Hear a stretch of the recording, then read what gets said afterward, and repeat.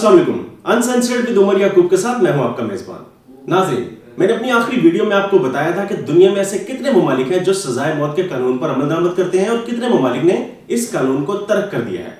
आज मैं आपको बताऊंगा कि जिन ममालिक ने इस कानून को छोड़ दिया है वहां पर मुजरिमों को सबक सिखाने के लिए क्या तरीके अपनाए जाते हैं। हमारे साथ रहिए।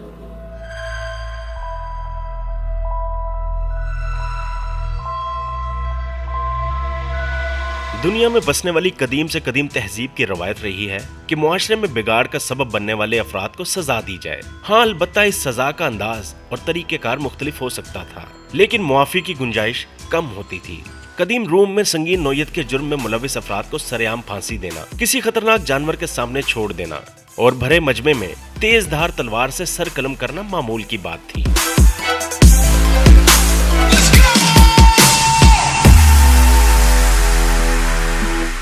सजाओं पर अमल दरामद का मकसद ये भी था कि जुल्म सहने वाले को इंसाफ और मुस्तकबिल में जुर्म की सोच रखने वालों को सबक मिल जाए।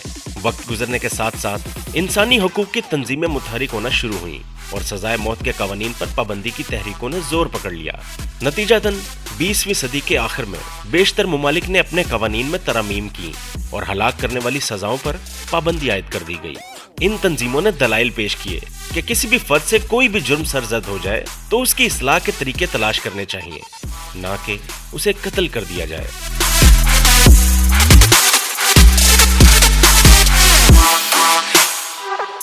दुनिया के 197 में से सिर्फ 58 ममालिक ऐसे हैं जहां सजाए मौत पर अमल दरामद किया जाता है, लेकिन 95 ममालिक में इंसानी हकूक की तंजीमों के मुसलसल एहतजाज की वजह से इस कानून पर मुकम्मल पाबंदी आयद कर दी गई।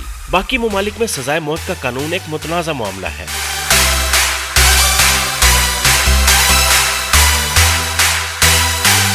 सजाए मौत को तर्क करने वाले ममालिक में बेशतर का ताल्लुक यूरोपीय यूनियन से है।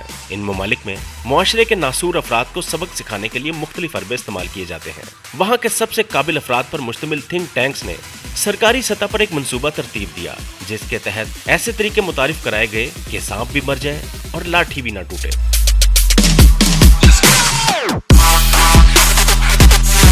इनमें सबसे पहले नंबर पर जो तरीका इस्तेमाल किया जाता है वो है स्लो पॉइजनिंग। जब कोई शख्स किसी संगीन नौयत के जुर्म में गिरफ्तार होता है तो सबसे पहले एक डॉक्टर उसका मुआयना करता है और इस मुजरिम को ज़हनी तौर पर बीमार करार देते हुए इलाज के नाम पर उसे जहर देना शुरू कर देता है।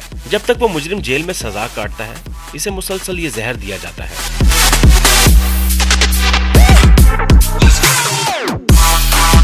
ऐसा जहर जो आहिस्ता आहिस्ता सजा याफ्ता शख्स को अंदर से खोखला कर दे, ताकि वो जिंदा तो रहे लेकिन इतना कमजोर हो जाए कि दोबारा किसी को नुकसान ना पहुंचा सके।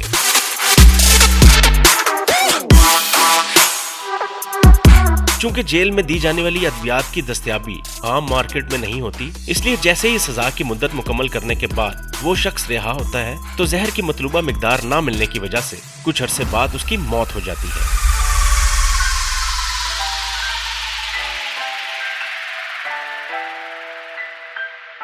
दूसरे नंबर पर इस्तेमाल किया जाने वाला तरीका है जेल में मुतहरिक माफियाज का, जिन्हें सरकारी सतह पर हमदर्दियां हासिल होती हैं और वह साहिब इख्तिदार के कहने पर लाकानूनियत की मिसाल कायम करने वालों का जेल में ही सफाया कर देते हैं। चूंकि जेल की हदूद में सब कैदी होते हैं, इसलिए इन पर लागू होने वाली सजा को अंदरूनी खाते ही क्लियर कर दिया जाता है।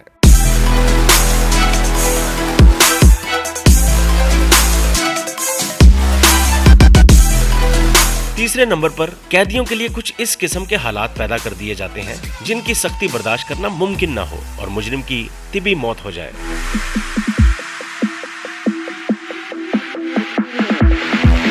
मिसाल के तौर पर सख्त सर्दी में बिना कपड़ों के भूखा प्यासा रखना और वक्तन फवक्तन उस पर ठंडा पानी फेंकना।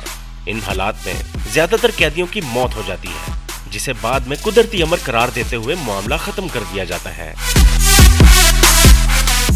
उम्मीद करता हूं कि आपको ये वीडियो पसंद आई होगी। मजीद ऐसी दिलचस्प और मालूमाती वीडियोस देखने के लिए हमारे चैनल को सब्सक्राइब कीजिए, लाइक कीजिए और शेयर कीजिए। अभी तक के लिए अपने मेजबान उमर याकूब को इजाजत दें और देखते रहें एक्स रिपोर्टर।